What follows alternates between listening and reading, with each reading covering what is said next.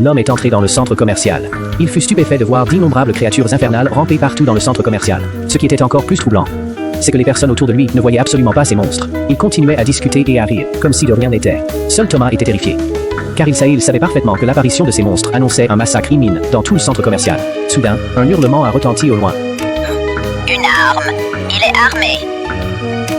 Aussitôt, tout le monde fut pris de panique et s'est dispersé dans tous les sens. Mais à cet instant, les portes du centre commercial étaient verrouillées. Thomas s'est précipité à l'intérieur du centre commercial, allant à contre-courant de la foule. Effectivement, il vit un gangster recharger son M16. Le gangster ouvrit aussitôt le feu de façon frénétique sur la foule. Il remarqua que sa petite amie se trouvait dans la ligne de mire du tireur. Thomas sortit immédiatement son arme et se rua en avant pour neutraliser le gangster. Mais il n'était pas assez bon tireur. Chaque coup passait à un cheveu du gangster. Au même moment, ces monstres l'encerclèrent soudainement, essayant d'arrêter Thomas. Dans cet instant critique, Thomas parvint à se dégager et abattit le gangster d'une seule balle.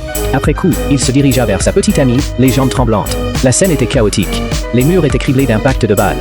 Ce n'est qu'en voyant sa petite amie se relever, saine et sauve, que tous deux éclatèrent en larmes de joie. Soudain, un autre spectre surgit de nulle part. Une femme en face de lui s'est mise à hurler à l'aide.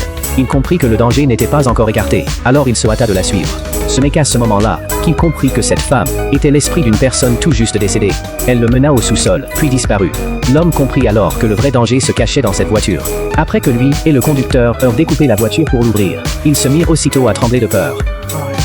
Le temps pressait terriblement. Un spectre surgit soudain derrière eux. Il fixa le policier au loin, puis pénétra dans son corps. Le policier semblait désormais sous son emprise. Le conducteur hurla à tous de fuir au plus vite, mais il était déjà trop tard.